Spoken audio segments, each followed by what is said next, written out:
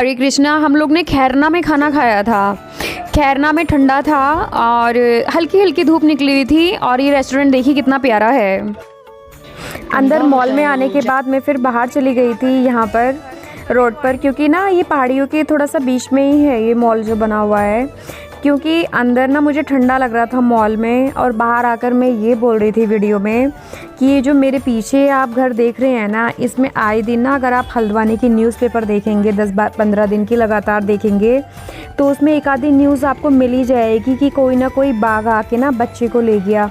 आए दिन ऐसी खबरें देखने को मिलती हैं। वो इसलिए देखने को मिलती हैं क्योंकि ये जंगल के बीच में जैसे घर बने हुए हैं ना, थोड़ी थोड़ी दूरी पर। मतलब सोचती हुई ये है वो मॉल जिसके अंदर मैं गई थी। तो थोड़ा बाहर ऐसी रोड पर टहल रही थी, अंदर ठंडा लग रहा था, बाहर धूप में बहुत अच्छा लग रहा था। और ये सीढ़ियाँ कितनी कैसी डायरेक्शन में है, मैं तो इस पर कभी भी ना मतलब उतर पाऊँ ना चढ़ पाऊँ। लेकिन जो पहाड़ के लोग होते हैं ना, उन्हें आदत होती है उतरने की भी और चढ़ने की भी। मुझे ना मतलब मैं ये सोच रही थी यहाँ पर कि मतलब जिस माँ के मतलब बच्चे छीन के ले जाते हैं वो माँ, मतलब कोई तो माँ दौड़ जाती है पीछे, लेकिन जिनके बच्चे मिलते ही नहीं है कैसे वो माँ रहती होगी। क्योंकि जो बाघ है ना वो छोटे बच्चे, यानी जो गोद वाले बच्चे होते हैं ना, अधिकतर वो उन्हीं को झपटते हैं, पूरी अकल दौड़ाते हैं वो भी कि छोटा बच्चा तो कुछ कर नहीं पाएगा। और जो मेरे पीछे आपने देखा ना, थोड़ी थोड़ी दूरी पर घर बने हुए थे, तो क्योंकि अगर घर बिल्कुल जैसे रिहायशी इलाकों में ये कम होता है, लेकिन पहाड़ों में ये आए दिन घटना होती ही है। अल्मोड़ा से कुछ ही 100 किलोमीटर की दूरी पर था बागेश्वर, और मेरा मन कर रहा था जाने का। और जागेश्वर 30 किलोमीटर था कि जो जागेश्वर चली जाऊं, लेकिन ना जागेश्वर बस क्योंकि सिद्धार्थ घर में था और उनको अगले दिन लखनऊ जाना था, इसलिए मैं जागेश्वर नहीं गई। वरना जहां 4 घंटे में बाइक पर बैठ गई बच्चे को लेके, वहां पर आधा घंटा और सही तो जागेश्वर में एक रात रुक जाती।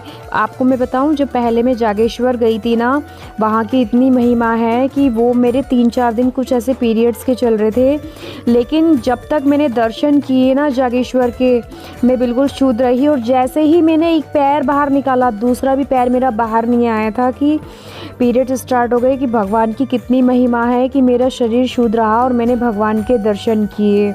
मैं बहुत लकी मानती हूँ। भगवान बिल्कुल ऐसे मतलब हाथ बिछा कर रखते हैं अपने भक्त के आगे। देखिए ये पहाड़ ना, मैं कुछ शॉट्स लेती जा रही थी और बहुत सारी वीडियो मैंने एडिट भी कर दी थी कि कहीं कहीं इतने सुंदर लग रहे थे ना, क्या बताऊं। और ये नदी बहुत ही प्यारी लग रही थी। और कहीं कहीं मैं वीडियो इसलिए भी नहीं ले पाई क्योंकि जो छोटी थी ना, उसको मैंने जैसे बेड पर बच्चा लेटता है ना, उसको इसी तरह मैंने लिटा रखा था। तो जिस मेरे हाथ पे उसका सिर था ना, तो उस हाथ से मैं फिर कैमरा पकड़ती, तो वो वाला हाथ तो मैंने उसके सिर के नीचे रखा हुआ था जिससे कि उसे पूरा आराम मिलता रहे। क्योंकि एक दिन में बच्चे के साथ 8-9 घंटे का ट्रैवल बहुत मायने रखता है। छोटा बच्चा नहीं, मतलब उसको इतना अच्छा नहीं लगता है बाइक पे। हाँ, 4 व्हीलर रहे, उसमें बच्चे कूदते रहते हैं, सो जाते हैं, तो जर्नी जो है बहुत आसान हो जाती है। लेकिन भगवान राधा नाम साथ रहता है, राधा नाम लेके मैं फिर भी कैसे भी करके उसको प्यार से घर ले आई। और घर में मैंने सोचा वो तो बेड पर जाते ही आराम से सो जाएगी, लेकिन वो घर में आते ही उछल कूदने लगी। मतलब लग ही नहीं रहा था कि वो इतने 8-9 घंटे के ट्रैवल से आई है, पहाड़ के ट्रैवल से ठंडी में। और बस सफ़र जो भी था वो बहुत अच्छा रहा।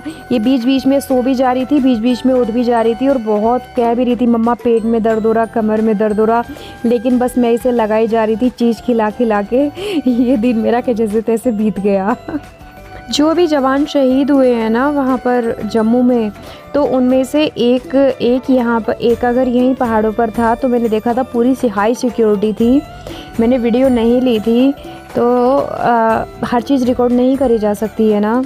तो उनके घर वाले, उनका रो के इतना बुरा हाल था, और वो बंदा बहुत खुश दिल था, एकदम जवान था। और बस उसकी मैंने मतलब पहली बार ऐसा देखा कि जम्मू से कोई शव आया, हमारे भारत देश का कोई भाई, कोई जवान शहीद हुआ आया। बहुत दुख हो रहा था उस टाइम पर। तो फाइनली हम इस रेस्टोरेंट में पहुंच गए थे। ये इसके बाहर का व्यू है। तो हमें ये सोचा था हमने कि हम बाहर धूप में बैठकर खाना खाएंगे, तो इस रेस्टोरेंट में, पर मैं आपको आगे दिखाऊंगी। 2 टेबल वो बिल्कुल फुल थी, उस पर हम नहीं बैठ पाए, लोग ही बैठे हुए थे और वैसे बाहर हवा भी चल रही थी। ये लाइट्स आप देख रहे हैं, ये मेरी फेवरेट लाइट्स हैं। मैंने ना यूट्यूब पर कुछ चैनल ऐसे देखे हैं जिसमें बीच में स्टोरी चलती है ना और साइड में वो लैंप लगा कर रखते हैं, तो मुझे ये लाइट्स बहुत अच्छी लगती है। मुझे पता नहीं है, शायद ये रेस्टोरेंट के लिए ही है, लेकिन अगर एक आधी से कुछ भी मैं अगर अपने मंदिर में लगा पाई तो मैं बहुत, मतलब मेरा मन है इस लाइट को लगाने का। ये थोड़ी ट्रेडिशनल वे में लगती है, तो जो भी ट्रेडिशनल लुक होते हैं ना वो बहुत अच्छे लगते हैं। और ये जो गधे हैं ना, इनको ना थोड़ा बहुत वो नशा करा के ऊपर दूर दूर तक पहाड़ी पे चढ़ाते हैं इनको, सामान इनके इतने लदा होता है, ये बेचारे नीचे ही देख रहे होते हैं। मुझे बहुत तरस आता है इन पर। तो मैंने ये थाली मंगा ली थी, एक थाली में से हम दोनों ने खा लिया था और ऐना ने ये दाल खाई थी, यहाँ पर दाल चावल खाए थे।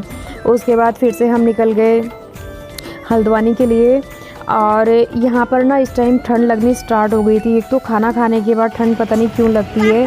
ये जो कृष्णा रेस्टोरेंट देख रहे हैं ना, इसमें हम चाय पीने के लिए रुके थे। और ये कैंची धाम वालों, कैंची धाम आ गया। महाराज जी की जय हो, साक्षात हनुमान जी के अवतार थे, इन्होंने वृंदावन में जाके समाधि ले ली थी।